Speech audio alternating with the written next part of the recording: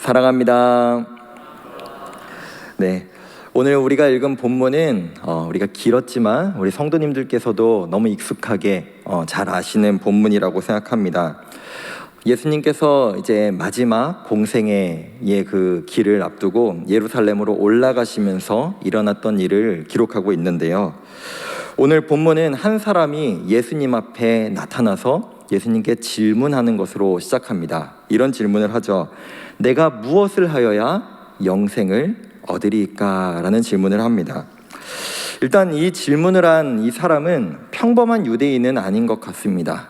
정말 타는 듯한 그 중동의 더위 속에서 예수님께 뛰어와서 그 당시에는 잘 뛰지 않았는데 뛰어와서 무릎을 꿇고 예수님께 질문하고 있습니다.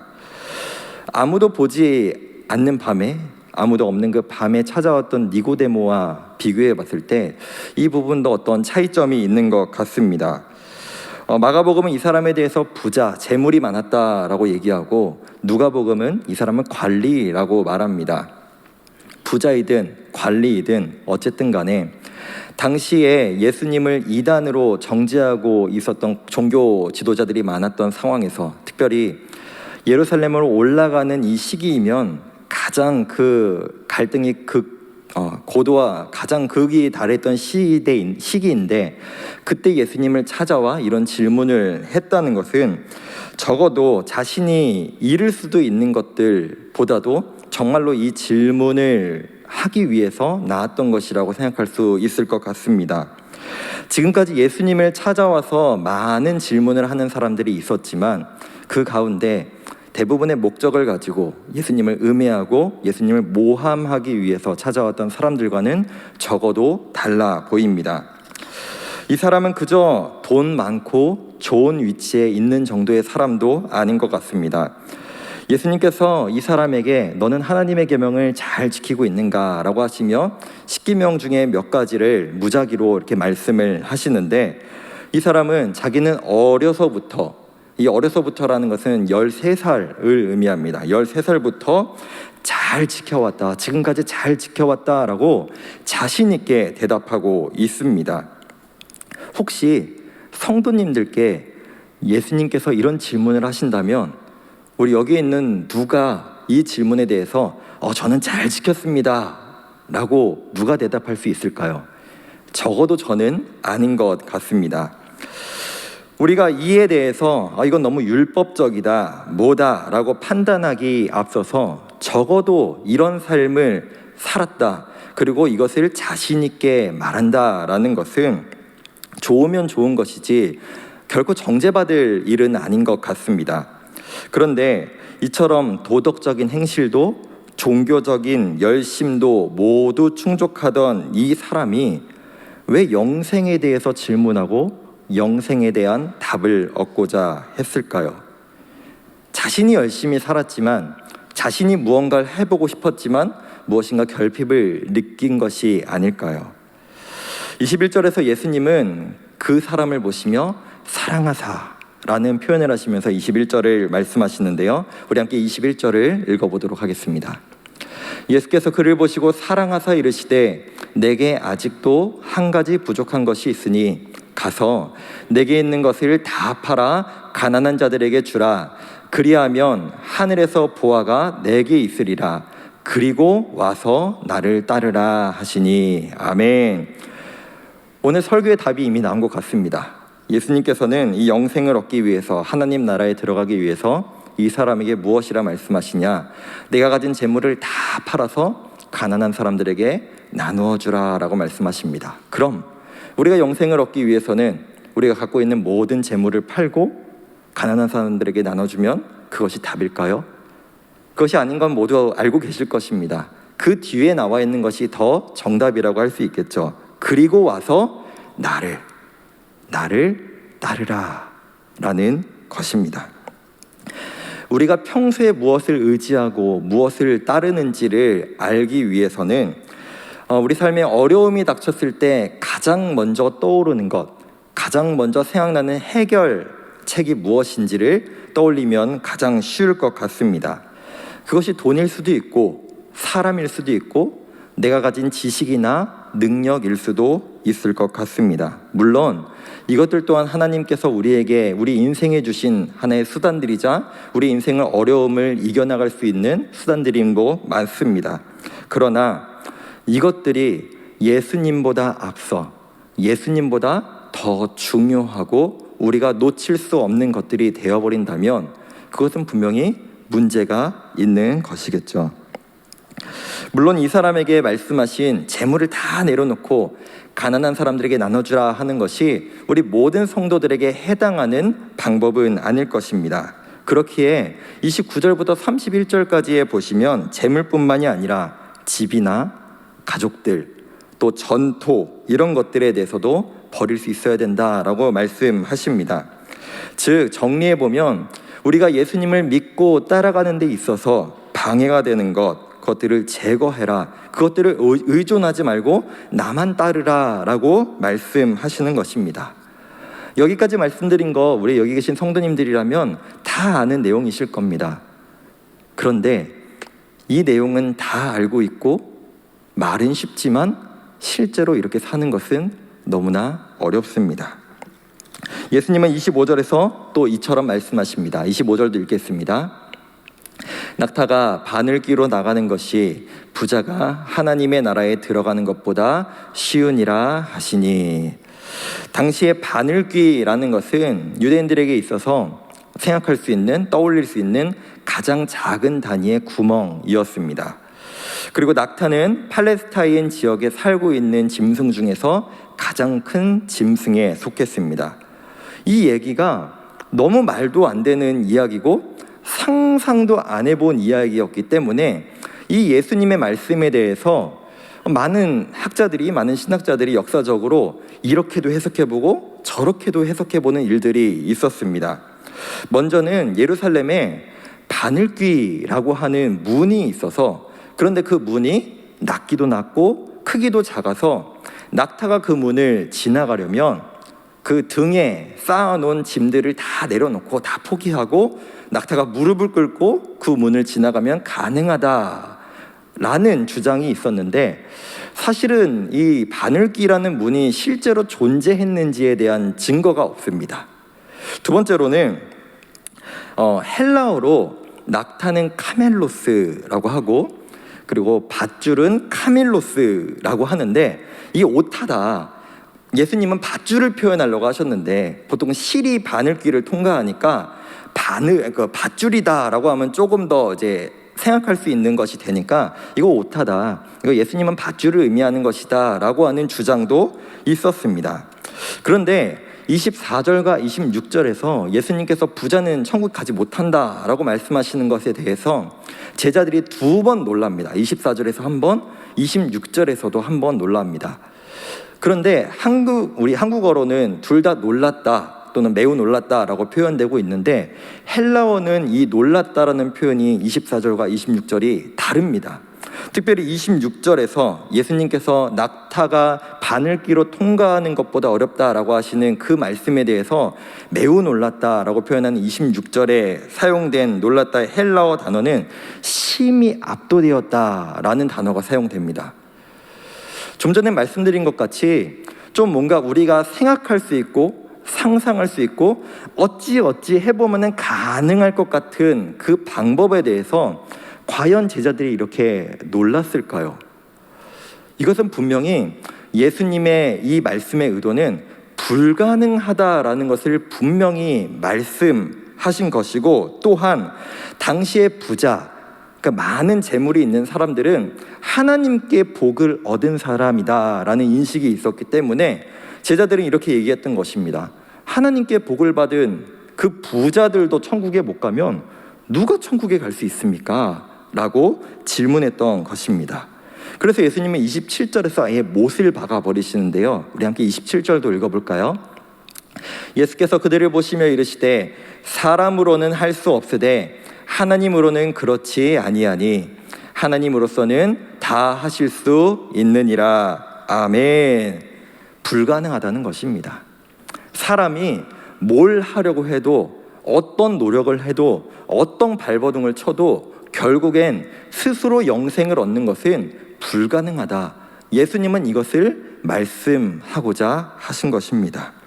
그렇다면 우리는 영생을 얻어야 하는, 영생을 소망하고 추구하는 성도들인데 이 영생을 어떻게 얻을 수 있을까요? 이 불가능을 어떻게 가능으로 우리는 바꿀 수 있을까요? 바로 예수님을 향한 믿음이죠. 내가 할 수 있는 것은 아무것도 없고 예수님만 날 구원하실 수 있습니다. 예수님만 나를 영생의 길로 인도하실 수 있습니다 라는 그 믿음, 예수님만 따르겠습니다 라는 그 믿음이 바로 방법인 것입니다. 그렇다면 우리가 할 수 있는 것은 무엇일까요? 예수님이 우리를 구원하시고 예수님이 우리에게 믿음을 주시고 예수님이 우리에게 영생의 길을 허락하신다면 우리 성도들이 할 수 있는 것은 과연 무엇일까요?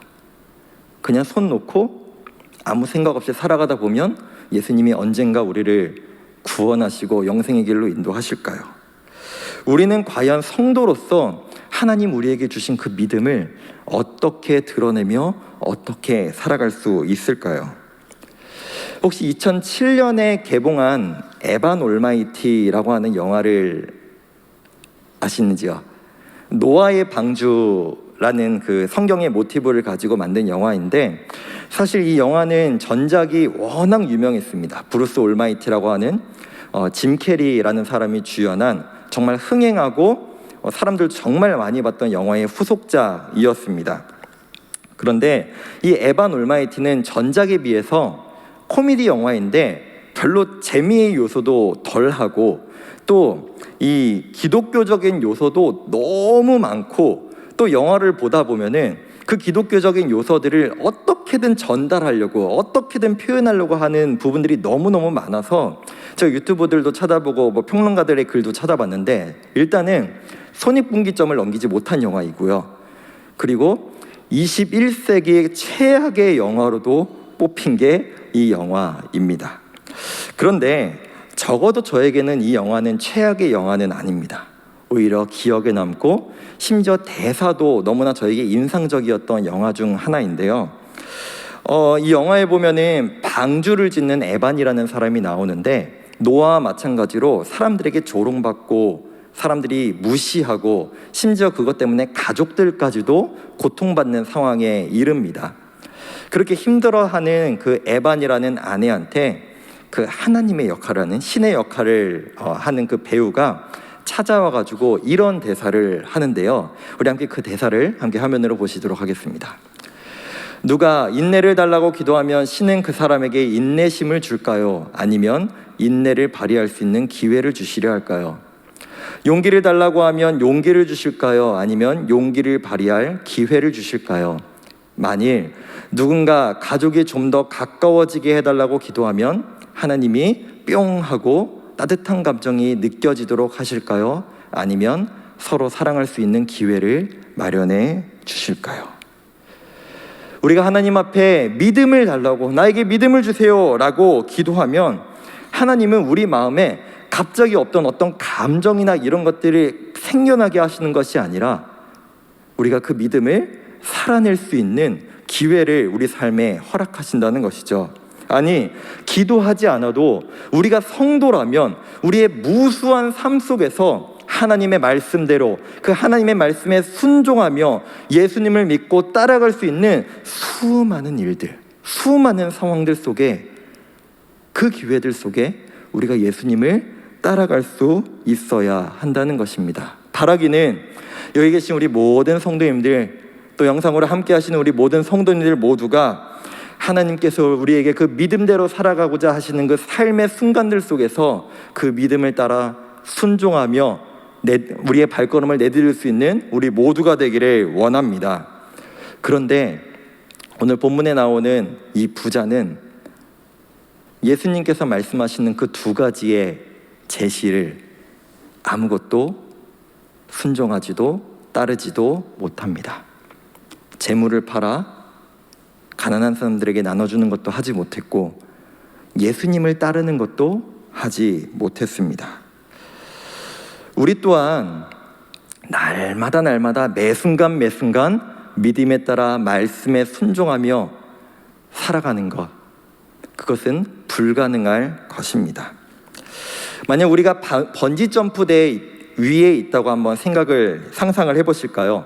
이미 우리의 허리에는요 튼튼한 줄이 매어져 있습니다. 그리고 내 앞으로 이미 뛰어내리고 안전하게 뛰어내린 후에 다시 육지로 가는 사람도 보았습니다. 안전수칙도 들었고, 그리고 여기서 떨어져도 내가 죽지 않는다는 것을 분명히 알고 있습니다. 그렇지만 저 같은 사람은 그럼에도 불구하고 뛰어내리는 것이 너무 어렵습니다. 왜일까요? 무서운 거죠. 공포스러운 것입니다. 줄도 매어져 있고 안전한 거 알겠는데 못 뛰어내리겠는 거죠. 두렵기 때문에. 영생은 분명히 우리 예수 그리스도께 있는 줄로 믿습니다. 그분의 말씀에 따라 살아가는 것, 그분의 말씀에 순종하며 살아가는 것, 그것이 바로 성도, 그 영생을 바라보는 성도들의 당연한 모습인 줄로 믿습니다. 그러나 우리가 그 믿음에 따라 살아갈 때 그 마치 번지점프대 위에서 말씀에 순종할 때 이것도 포기해야 될 것 같고 이것도 내려내야 될 것 같고 하는 상황 속에서 우리가 뛰어내리지 못하는 경우가 너무나 많기 때문에, 아니 뛰어내려 본 적이 없기 때문에 이것이 안전하구나, 뛰어내려도 되는구나 라는 것을 우리가 알지 못하는 것은 아닐까요?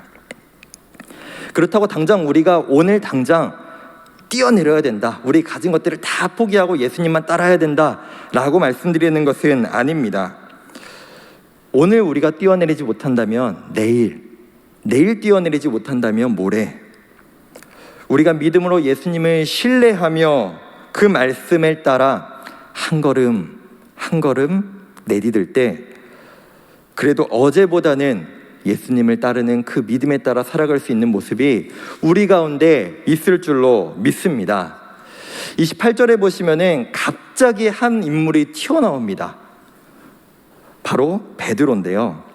바로 예전에 예수님을 따를 때 배도 버리고 아버지도 버리고 예수님을 따랐던 인물이죠. 그래서 여기서 되게 자신 있게 얘기합니다.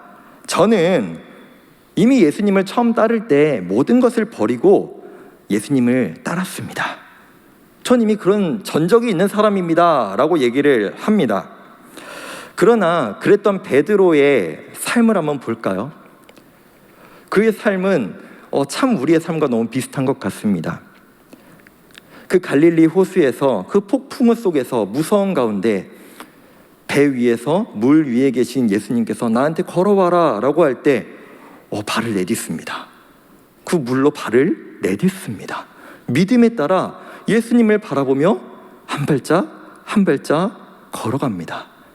그런데 바람이 불고 그 두려운 마음이 갑자기 들자 물에 빠져버리죠. 이것이 바로 우리의 삶과 너무나 똑같지 않을까요? 그리고 그는 예수님께서 붙잡히셨을 때 조금 전만 해도, 며칠 전만 해도 나는 절대로 예수님 버리지 않습니다, 차라리 죽었으면 죽었지 예수님 버리지 않겠습니다 라고 말했던 그 베드로, 결국 예수님 부인하는 모습을 우리가 알고 있습니다. 하지만 그런 베드로, 예수님은 포기하지 않으십니다. 그가 그 믿음에 따라 하나님의 사람으로 온전히 세워질 수 있도록 끝까지 그를 포기하지 않고 버리지 않으십니다. 부활하신 후 다시 그를 찾아가셔서 그가 하나님의 그 사역 가운데 사도로서 살아갈 수 있도록, 믿음의 사람으로 살아갈 수 있도록 인도하여 주십니다. 말씀을 맺겠습니다. 우리 예수님은 이런 분이신 줄로 믿습니다. 우리는 스스로 구원을 얻을 수 없습니다. 그러나 이런 우리를 사랑하시고 이런 우리를 끝까지 인도하시고 우리를 영생의 길로 인도하시는 분, 우리는 좀 전에 찬양했던 것과 같이 폭풍 가운데서도 내 앞에 절벽이 있어도 난 이런 사람이니까 이 폭풍도 이겨낼 수 있어, 난 이런 스펙이 있는 사람이니까 난 이런 절벽도 뛰어낼 수 있어, 이게 아니라 예수님이 나와 함께 하시니까, 예수님이 괜찮다고 말씀하셨으니까, 예수님이 폭풍우를 지나가라고 말씀하셨으니까, 예수님께서 이 절벽을 뛰어내리라고 말씀하셨으니까 나는 그 말씀 믿고 그 예수님 따라 그 길로 나아갑니다. 그것이 바로 우리가 살아내야 될 믿음의 성도의 삶인 줄로 믿습니다.